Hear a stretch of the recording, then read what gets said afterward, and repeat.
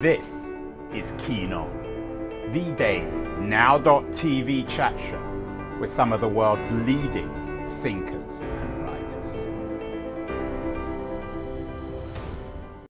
Hello everybody, it's the end of the week of Friday, the 18th of August. One of the nice things now about my Fridays is I usually get together with my guest and friend Bethanne Patrick to talk about the best books of the week and of the month and of the summer. Last week, she was telling me about her 7 best novels of the summer, and they were dealing with the literature of love, nostalgia, young call girls, and valiant women. And appropriately enough today, of course, Bethanne is one of the best connected, most illustrious and trusted of all book critics. She's the book maven on Twitter, and she also writes for the Los Angeles Times, amongst other things. And so this week we're talking about her 8 best nonfiction books of the summer, and it's appropriate given that last week we talked about valiant fictional women. This week we're talking about valiant nonfictional women, and one of her books is one that we've already covered by Lena Andrews, Valiant Women. It's a book about the valiant women, American women of the Second World War. Bethanne, welcome again. Thank you so much for appearing on Keen On. Of course. It is always a pleasure. And like you said, it's a bright spot on a Friday. Yeah, it's a nice end to the week. Bethanne, valiant women. We talked about them last week in fictional terms. What is it about this book by Lena Andrews, who I'm guessing is a neighbor of yours in Washington, D.C.? I know she's a CIA person in her day job. What is it about this book that you liked? Well, you know, she must be a neighbor if she's, since I live very close to CIA. She's probably listening. She's probably observing us, right? Hello, That's Lena. right. She's watching us right now. You know, last week I brought up Goodnight Irene by my friend Luis Urrea, and that was about his mother's service, and it's a novel about his mother's real life service as a Club Mobile Corps woman in World War II. But Lena Andrews' book, Valiant Women, which is absolutely terrific. It's a terrific read, and it's also very, very smart. It's about the women who actually signed up for World War II with the military services. Now, she doesn't forget about writing about women on the home front, because we all know that women who stayed behind often were taking roles at factories, munitions factories, making steel and iron, etc. But Andrews, because she's an analyst at the CIA, has access to a great deal of research, many records. Of course, you know, we're just across the river here in Northern Virginia from DC. So she also can go to the Library of Congress and the National Archives. And so she's talking about the WACs and the waves and all of these women who chose to serve, who said, I may not be able to fight on the front lines like the men are right now, but I can do my part. And here's the thing about these valiant women. They often had to fight to do their part. They weren't simply given, a uniform. Sometimes they had to have a specific branch created for them. For instance, Andrews talks about Ovida Culp-Hobby, who was the head of the WACs, the Women's Army Corps. And she started the WAC division with the support of many people in the government, including First Lady Eleanor Roosevelt. There are a lot of profiles and anecdotes in there about the people who helped young women get enlisted, get into the Army and the Navy and the Coast Guard. So one of the things I love in this book is that even something that doesn't seem particularly military can be really important to the military. For instance, getting mail overseas. And a woman named Charity. M-A-I-L, right? Not yes, I'm sorry, M-A-I-L, yes, postal mail. And a woman named Charity Adams led the women of the 6888 Central Postal Battalion. They were Black women who Yeah, there broke was an up. African. I remember talking to Lena about this one. Yeah, and I thought that is amazing. They got mail to soldiers during the Battle of the Bulge. And let me tell you, especially because I am a military spouse and have waited for mail many times, it is an incredible thing to be overseas and get mail from home. It's very powerful. So I loved it. I love this book. I hope that Andrews just sells tons of them, because we all need to know more about women in the military and other underrepresented groups. Does it also reflect the World War II as a good war? We've done a number of shows on that. A lot of disagreement amongst nonfiction writers. Some see it as the great generation, the greatest generation, America at its best. Others remind us of second-class citizenship at best, of African Americans who fought in the war, the hysteria at home about Japanese Americans and so on. What was your conclusion after Valiant Women? Is it a book that really reflects well on the United States, unambiguously well?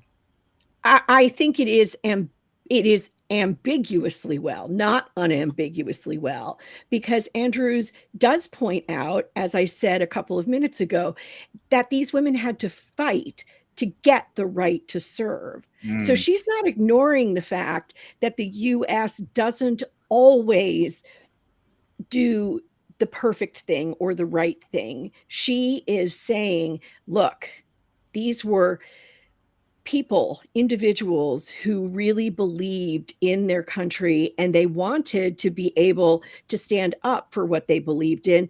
But unfortunately, the culture, the society, and the government was behind the times. So Lena Andrews doesn't ignore that at all. She is very, very good about showing us the process by which these different groups were formed, and the women like Oveta Culp-Hobby, who actually made a difference and brought women in. And, women are still, they're now serving in combat positions. Things have changed so much since World War II.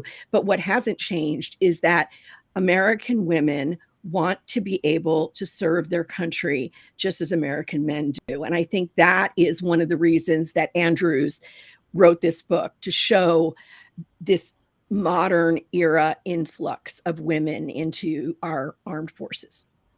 Yeah, and Andrews herself takes great delight, she told me, in going into the archives, doing the research. In a sense, I guess, she's certainly not an academic. Her day job is as a CIA analyst. I guess, in a sense, she's a high-end journalist. And that is a segue to another book that you recommend, another book that we've covered, by Brooke Kroger, appropriately called Undaunted: How Women Changed American Journalism. There's something rather undaunted, I think, about Lena Andrews. These books are connected in many ways, aren't they? They are connected in many ways. And I'd just like to go back to something you just said, Andrew, which is that Lena Andrews, as a CIA analyst, is almost a combination of journalist and scholar. To be an analyst at the CIA, I don't know. I guess when you were an undergraduate, you would have been in England. But for us on the East Coast, being interviewed to be an analyst for the CIA was one of those rites of passage at colleges and universities. And, they only took people who had incredible GPAs. I think Lena went to MIT. I think she was. Yeah, and I will tell you, they told me I couldn't be an analyst, that I would have to be an operative. So that gives you an idea of my GPA. But yeah, Lena, I got interviewed for being the equivalent in the British Secret Service, and of course I failed, like I fail most things. So this book by Brooke Kroger is, I really enjoyed, actually. She's quite feisty. She's quite a distinguished journalist in her own right. She is. Is this again a mixed story, Bethanne, of both success and failure in terms of opening up a vocation, an important vocation to women? It really is. And here's something I find incredibly ironic. So this is how Brooke got the contract for this book.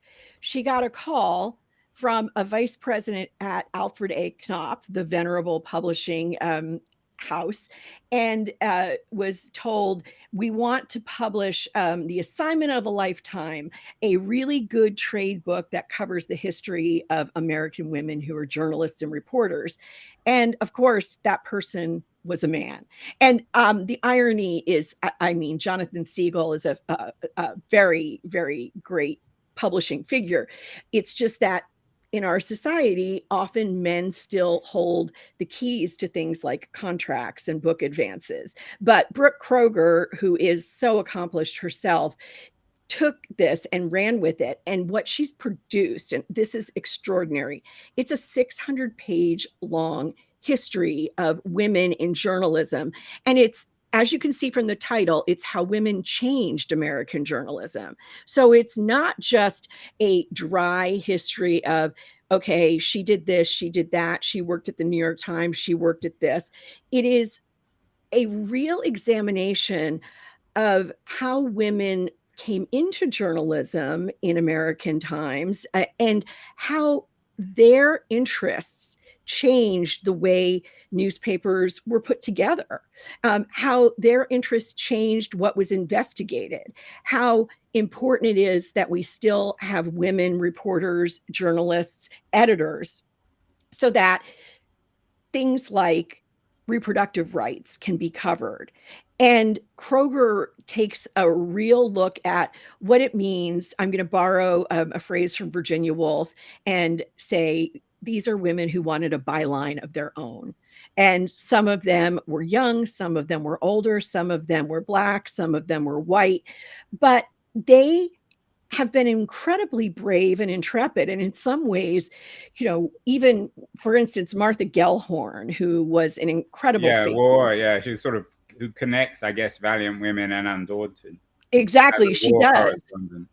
She does. And I think that Kroger shows that even though women at certain times were relegated, Andrew, to, the social pages, that just like the women in World War II, women journalists in the United States have wanted to get the big, incredibly meaty, important stories, and they've wanted to be allowed to report on them. And we know that they haven't always been allowed to do that. I remember I've interviewed Judith Martin, known as Miss Manners, several times.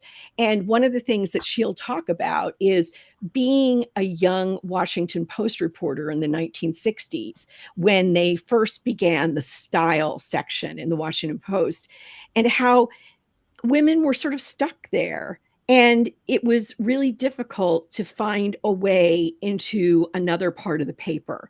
It was really difficult to be in the news section or in the international section, or, anything from sports to health to, computers.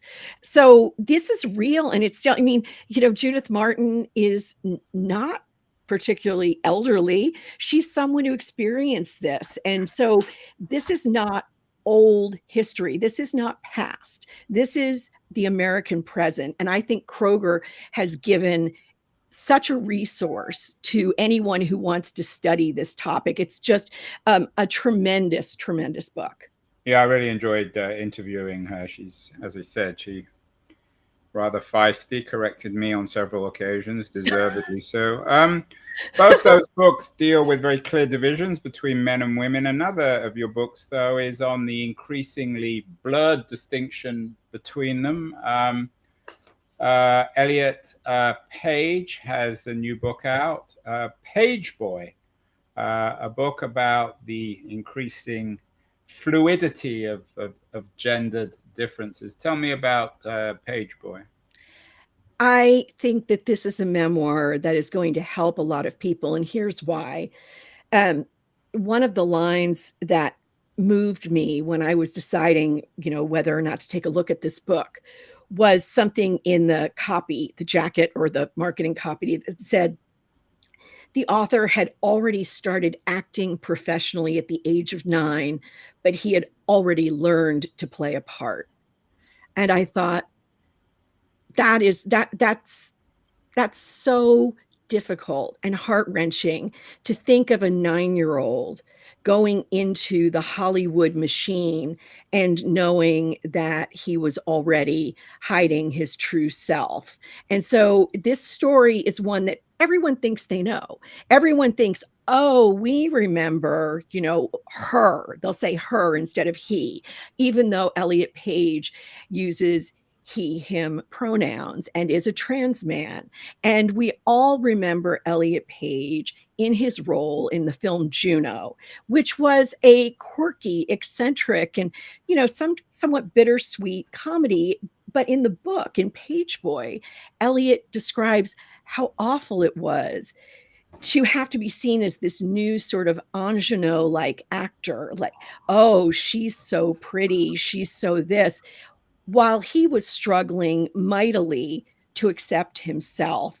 And so I think people often forget in this age of fluidity, the word that you use, which I think is a wonderful one, that it's not just trans women who experience bullying and abuse.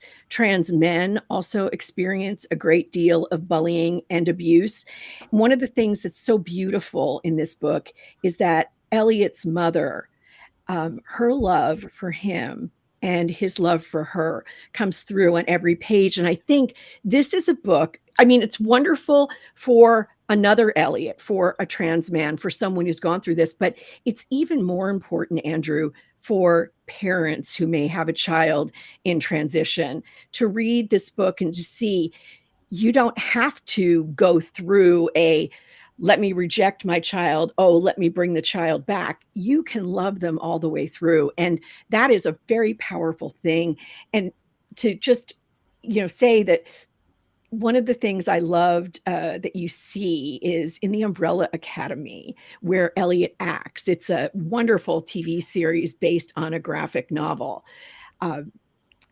The character Elliot's been playing comes back from a vacation or what have you, and is Victor, a new male character.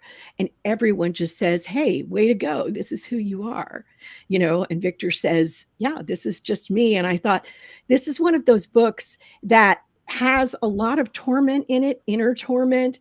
Fortunately, I believe Elliot has had also the experience of real acceptance now. And I just hope we can do that for more people. Yeah, in a way, it's a book about teaching parents to be, I guess, open-minded about their children's identity, not to tell them who they are. And in contrast, another of your top 8 books of the summer nonfiction is a graphic novel about reminding children of who they are, The Talk. Another this is a powerful book by Darren Bell, who's already won the Pulitzer Prize. Tell me about this book. So I really love graphic memoirs in particular. I think they can be an incredibly powerful way to get some of the more subtle things in memoir out through art. And so this is about Black men and Black boys, but very much more importantly, it's about Black fathers and their sons. And one of the things in the prologue that Darren Bell, who's such an incredible political cartoonist, so good, he shows himself as a 6-year-old, and there's a group of dogs, a pack of dogs, and he's with some friends, and of course the friends are all like, hey, dogs, and holding out their hands and letting the dogs sniff their hands. But young Darren is overwhelmed by fear and terror. What are these dogs going to do? It is something that shows the difference between growing up Black and growing up white in this country in a very stark way. And so one of the things he says is, when police see little white boys with toy guns, they see innocence, but they would look upon my son as a menace, as a thing, as a threat to be dealt with. They might even shoot him. I know this makes no sense to him because it shouldn't. That's Darren Bell writing about his own son. And he is just, he's wondering when to have the talk that many Black parents have. Of course, the with their talk with most parents is about the facts of life, but it's a Not in different this fact, case. a much darker, much more troubling Yes, fact of life. Those are exactly. 4. We're going to take a short break. I want to Absolutely. give a message to my new sponsor, Liberties, a quarterly journal of culture and politics, a wonderful collection of short pieces, sometimes a little bit longer, published quarterly. We're going to have a quick video of quarterlies, and then Bethanne will be back with your other 4 best nonfiction books of the summer. So don't go away, anyone. Beyond the news, the noise, there is nuance, insight. Liberties is not just a journal of ideas. It's a meteor of intelligent substance. It's the place to be for engaged citizens. Politics, opinion, substance. Liberties is a triumph for freedom of thought. A quarterly of urgency, of cultural exploration, of intellectual delight, of immaculate prose. It's invaluable. Subscribe now or find Liberties at your favorite bookseller. And you can find Liberties online at libertiesjournal.com. Bethanne, let's get on to the last 4, the second group of books. A couple of them are very weird. This one, The Sullivanians. Tell me about this. It's really, it's weird, but also not really particularly surprising. Sex, psychotherapy, and the wild life of an American commune. It's exactly, I guess, what one would expect in an American commune. It is, and this is so weird. It was on the Upper West Side of Manhattan that people inhabited a brownstone together, and they were following the ideas. They weren't really called the Sullivanians. They were following the ideas of a man named Sullivan, but there were some other people who had really put them into practice. And so one of the things they really wanted to do was to break apart. This is in the 50s, right? Yes, this is in the 50s, but it went until the 1980s. This went on for a long time. I mean, there was a guitarist from Steely Dan involved. Judy Collins was involved. There were Richard Price, the novelist, was involved. There were a lot of people who got caught up. I don't want to quite say taken in, because I don't know how long all of them were involved, or how they felt about it. But let's put it this way: these psychotherapists who were in charge of this group wanted to break apart traditional family bonds. That really was something that was really important to them. They wanted to keep people from falling in love. So one of the things that they said, for example, is that they wanted to keep couples from forming traditional attachments. So everything was about having sex with everyone else. It was very seductive and free, and alcohol was important to them as a sort of, if you will, universal lubricant. And what I mean by that is they were trying to keep people loose and ready for anything. But it was an egalitarian communist group in principle, but they were remarkably hierarchical. Everyone was always aware of where they stood. And I think that is probably what led to its ultimate investigation and downfall, because the people who were in power wanted to stay in power. And of course, not everyone was thrilled about that. So eventually they had a few things happen. But it is a wild story. I highly recommend this, so you can see that there's always something behind the door of the next house. I mean, there's all kinds of things going on in life. Especially in New York, right? Especially in New York, yeah. Amongst the wealthy liberals.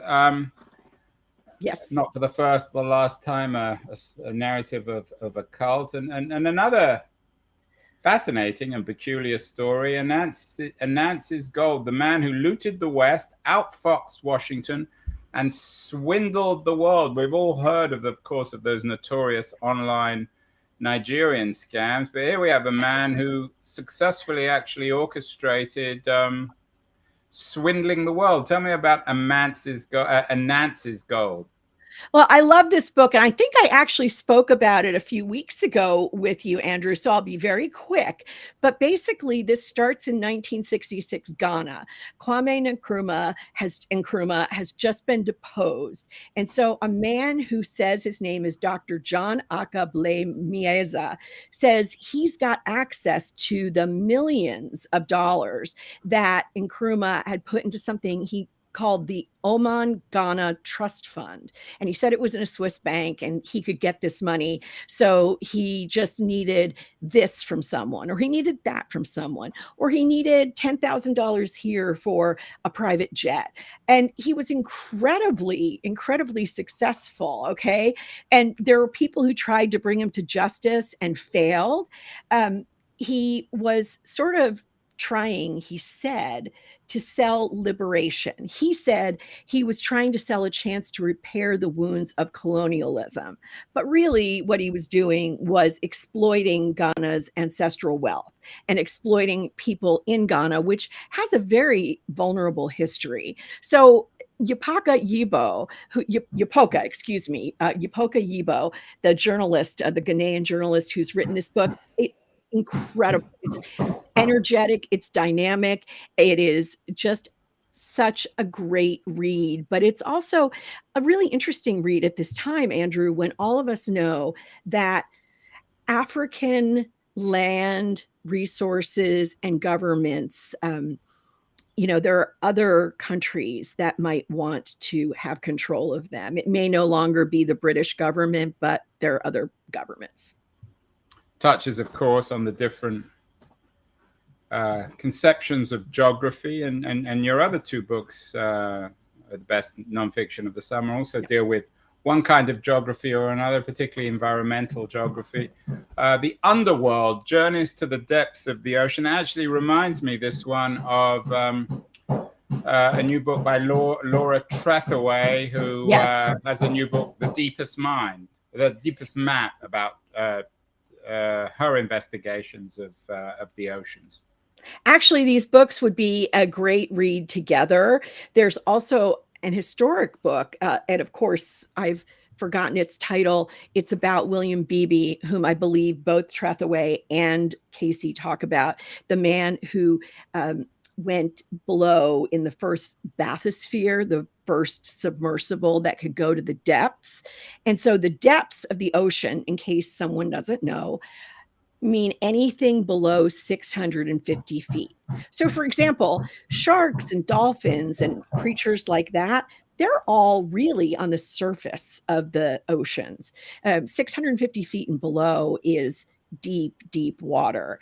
And so, just to talk about Susan Casey's book for a moment, I've been a big fan of her writing about the seas and the oceans since she wrote a book called The Devil's Teeth about the Farallon Islands off the coast of San Francisco.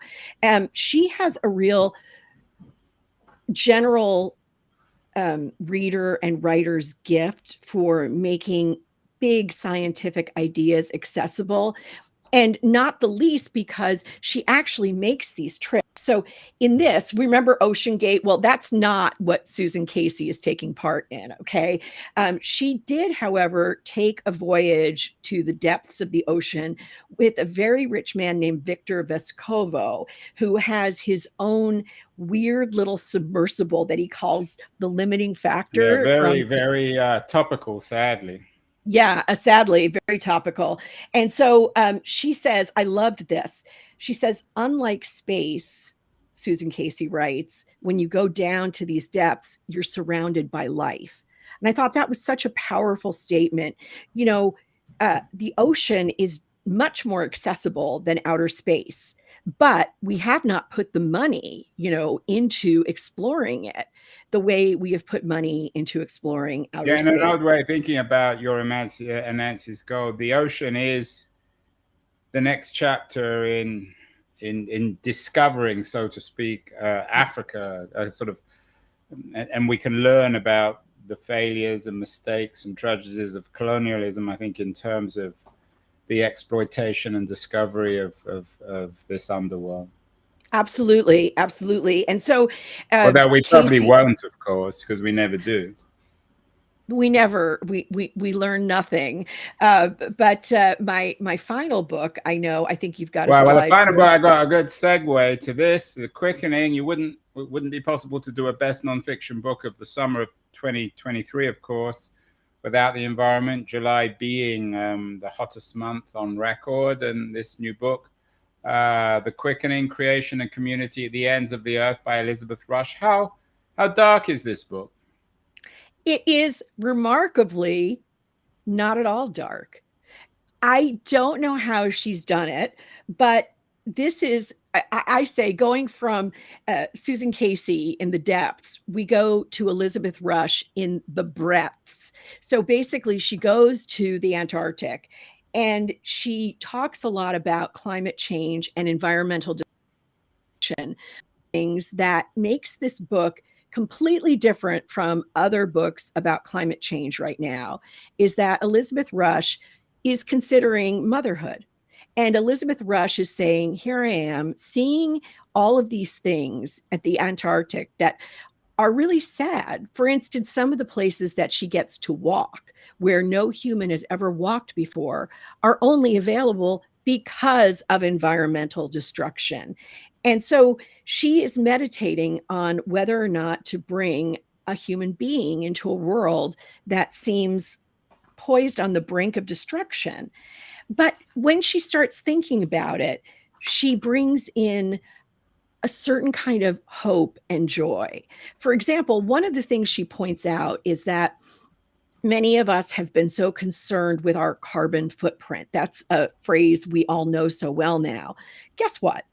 That was a marketing phrase that British Petroleum actually put together some years back. It really doesn't mean anything. It just means, I mean, you can lie with statistics. It doesn't mean a thing. And so she says, look, if we could get global regulations, global change done, we can stop this. And I can bring a child into this world and have hope because we'll actually make a change. And there are just a couple of things I want to point out in her book.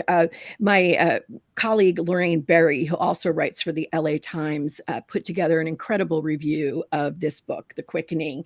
And she says that the ice would sharpen her understanding. This is Rush writing about herself. The ice would sharpen her understanding of whether they stand at the end of the world or the start of a new one.